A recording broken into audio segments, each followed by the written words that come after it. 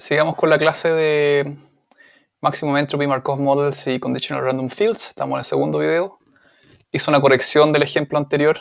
Estábamos en este ejemplo de que yo quería ver que el modelo le asigna mayor probabilidad a etiquetar un adverbio aquí que un verbo. Entonces estaba comparando esta probabilidad versus esta probabilidad, que se traduciría a esto en un MEM, un Maximum Entropy Markov Model.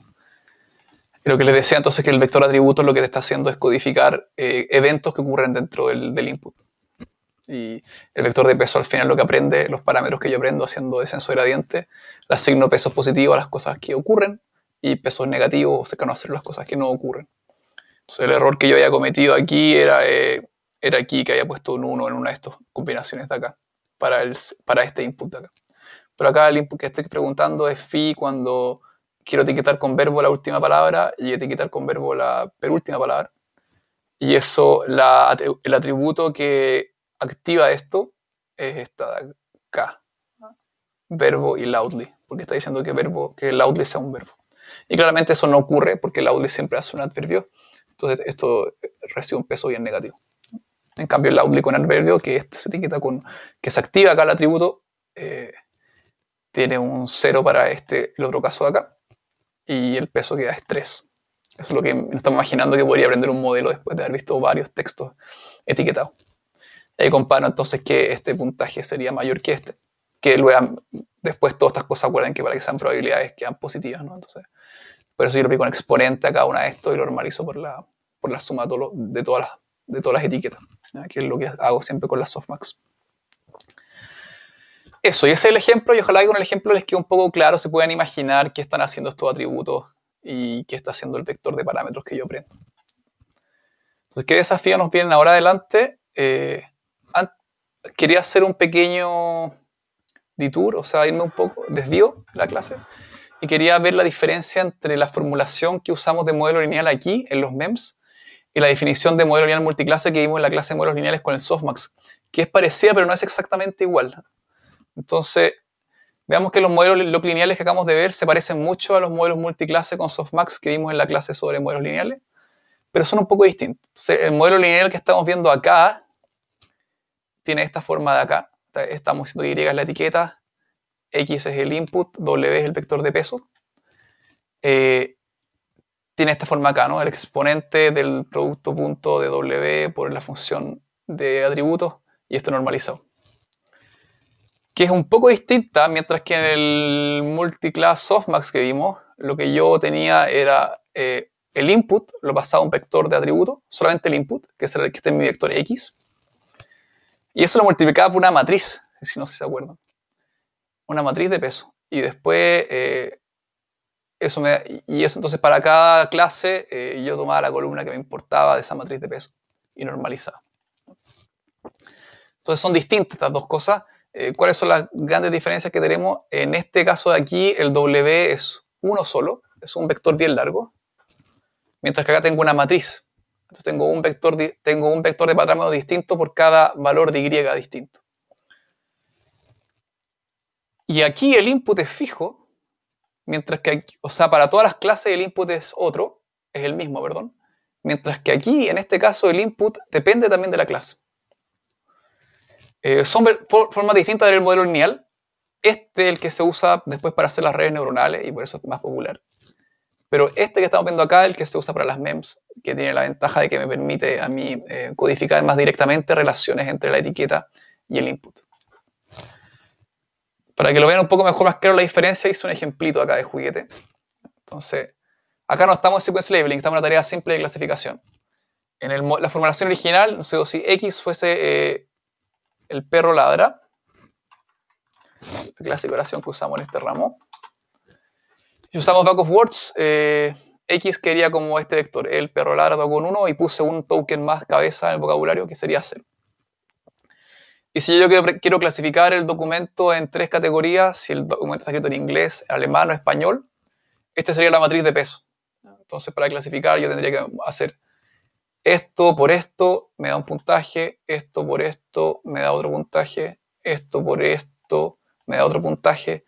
A eso le aplico la softmax Y eso al final me dice la probabilidad de que esto pertenezca a este o este. Ya, ¿se dan cuenta? Entonces acá el X es fijo, el X es fijo, no codifica relaciones con la etiqueta. Y tengo entonces un vector de pesos por cada etiqueta. Mientras que en el otro modelo, en la formulación de acá, phi, lo que tengo es un poco distinto. Lo que tengo un phi que modela una relación entre el input, el perro ladra, y el idioma, y es un vector bien largo. Entonces aquí lo que básicamente estoy haciendo, acá uso un template de atributo que mezcla unigrama de palabra y unigrama de etiqueta. Entonces tendría el perro ladra para inglés, el perro ladra para alemán, el perro ladra para español. Entonces en este caso la combinación el perro ladra e inglés se activarían estas cosas de acá. Y las otras cosas quedarían en cero. Entonces acá directamente en el input estoy modelando la relación entre el objeto y la clase. Y que básicamente lo que estaría haciendo es básicamente replicar esto varias veces, pero uno para cada combinación de clases. Y mi actor de peso entonces básicamente es tirar esta cuestión de acá. Mi W, este de aquí le puse, que es mi vector de peso, pongámosle.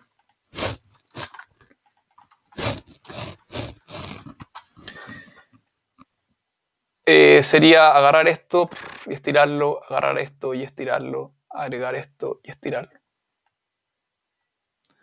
Y después tendría que también hacer la softmax de normalizar esto para todos los idiomas.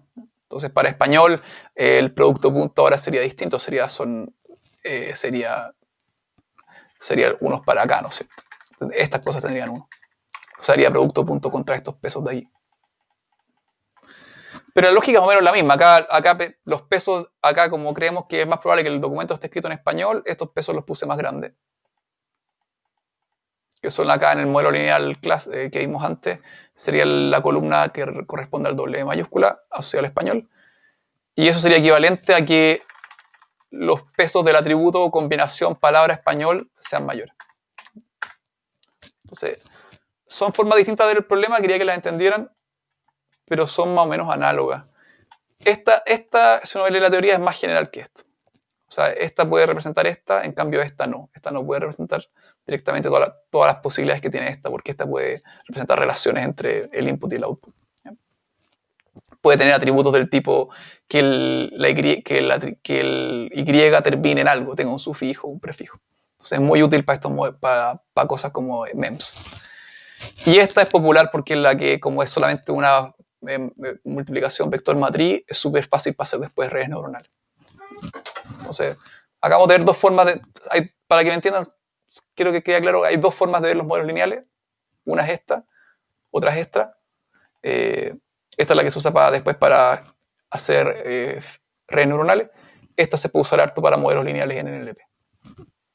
Entonces, en resumen, la diferencia 1, el modelo lineal 1, tenemos un parámetro fijo, un vector de parámetros único, W, en vez de tener varios vectores, que son cada columna de la matriz W mayúscula. Segunda diferencia es que el feature vector del modelo locolineal, el phi de x, y, incluye información de la etiqueta, mientras que el vector input para el modelo softmax no tiene información de la etiqueta, es fijo, es independiente de y. Entonces la gran gracia de estos modelos locolineales que vemos ahora es que nos permiten hacer atributos que consideran interacciones entre x e y. Por ejemplo, x termina en ly y que y sea adverb. Esa es como la ventaja. Pero para que quede claro, es bien parecido al final. Eso. ¿Cómo entreno una MEM? Lo mismo que entrenar un modelo lineal. Eso sí que es lo mismo. ¿Ya? Tengo un dataset de entrenamiento y tengo que definir una loss y hago descenso gradiente para optimizar los parámetros. Entonces, una vez que defino los feature vectors, puedo entonces de mi dataset de entrenamiento, que mi dataset de entrenamiento va a ser un corpus etiquetado, o sea, secuencias X y secuencias Gold S o Y. Tengo que ajustar los parámetros W. ¿Ya? Es la clásica forma en que yo entreno modelos lineales. Generalmente estos modelos probabilísticos uno lo que hace es estimación por máxima verosimilitud. O sea, eso implica encontrar los parámetros W que maximizan la log probabilidad.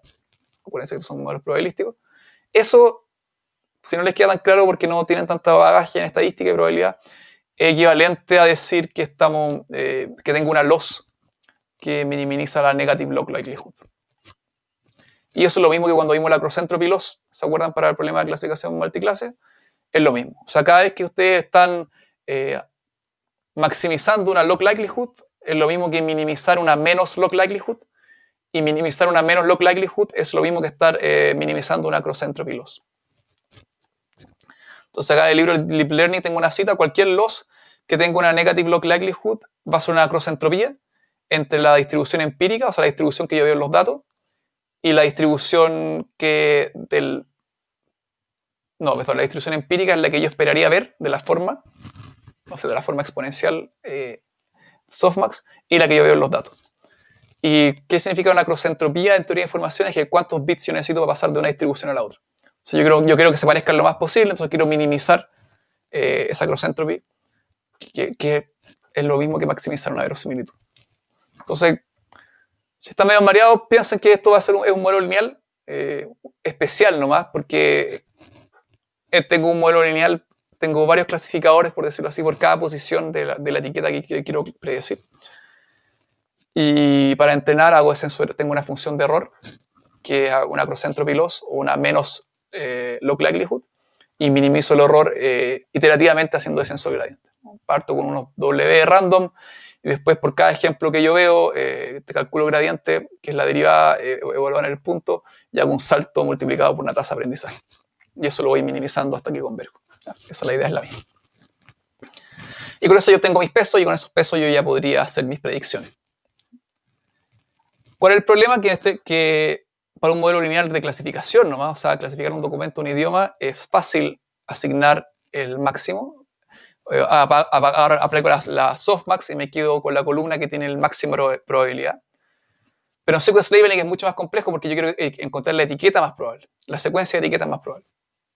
Entonces, decoding se va a parecer mucho más a lo que vimos en las cadenas de Markov ocultas. Yo tengo mi modelo entrenado, ya hice mi proceso de entrenamiento, entonces ya tengo mis pesos W. Entonces tengo una etiqueta nueva, tengo una secuencia de palabras nueva, una oración nueva, y quiero asignarle la secuencia de etiquetas más probable. Entonces yo quiero encontrar la secuencia de etiquetas que maximiza esta probabilidad. Acuérdense que esta probabilidad es este producto de probabilidades condicionales, y cada probabilidad condicional es una softmax. Y lamentablemente, si m es el largo de la secuencia y hay k etiquetas, hay k en la m posibles secuencias. Y entonces una fuerza bruta por esto no sería factible cuando el espacio de etiquetas es grande y tengo oraciones largas. Pero, de nuevo, como siempre que yo tengo que mi función de probabilidad que yo quiero maximizar tiene un supuesto de independencia, yo gracias a eso puedo descomponer esto en cosas más chiquititas y usar el algoritmo de Viterbi, usar programación dinámica para encontrar la secuencia más probable en tiempo polinomial. Entonces vamos ahora a ver cómo se aplica el algoritmo de Viterbi para el contexto de HMM, de MEM, y se van a dar cuenta que es exactamente la misma idea que hicimos con HMM.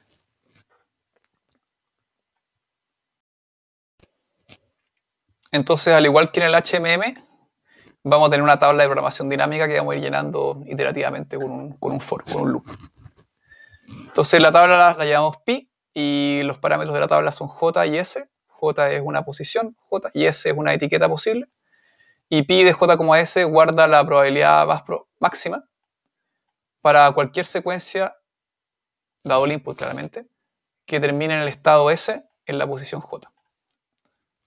Y eso formalmente se explicaría así, ¿no?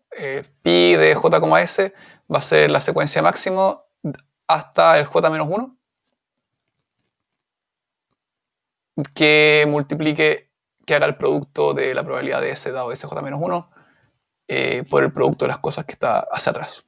Entonces, básicamente estoy truncando lo mismo que hacía con la HMM, estoy truncando la probabilidad hasta la posición j. Y la defino de manera recursiva. Aún no la he definido de manera recursiva, pero la voy a definir de manera recursiva, y con eso puedo hacer Viterbi y programación dinámica de manera casi trivial. Y acá está la programación dinámica, ¿no? Entonces el algoritmo es el siguiente: inicializo para todos los S un caso base, que el caso base, cuando el largo de la posición 1 en S va a ser la probabilidad de S dado S0, que es el token especial, este padding, asterisco por decirlo así. Y esto lo dejo guardado, entonces esto lo calculo, básicamente tengo que evaluar el E por W por phi para todos los S condicionados por la etiqueta base y dejar todas estas cosas guardadas. Y después para J igual 2 hasta M y para todas las etiquetas, acá tengo un doble for, voy rellenando la tabla de programación dinámica. Entonces veo que para si J igual 2, tengo que ir a buscar el S que maximiza para J menos 1 y multiplico por la probabilidad que me falta. Y esto entonces lo voy llenando dinámicamente la tabla y eso hace que en tiempo polinomial pueda yo tener las probabilidades guardadas de las máximas para todas las terminaciones de etiquetas posibles. Entonces, una vez que yo llené esta tabla de programación dinámica, que es lo mismo que para el ejemplo que hice para HMM, van a dar cuenta que la lógica es la misma, puedo entonces saber que la probabilidad de la secuencia más probable es el máximo S de buscar en mi tabla para largo M con una etiqueta S. Entonces, para todos los S posibles, verb, noun, etc., en la posición M veo cuál es el que maximiza la probabilidad. Y este algoritmo lo puedo tiene orden M por K cuadrático. Entonces, lineal en la secuencia, en la largo de la secuencia y cuadrático en el número de etiquetas. Y como yo después reconstruyo la secuencia más probable, además del pi, guardo unos backpointers. ¿Se acuerdan? Y los backpointers, en cada caso, voy guardando además la etiqueta que yo escogí. Esta la voy guardando. Entonces, como yo la tengo guardada, después puedo, hacia atrás, puedo reconstruir la secuencia más probable. Y eso no lo estoy enseñando de nuevo porque lo enseñé con detalle en la HMM. Si ya lo entendieron exactamente la misma lógica.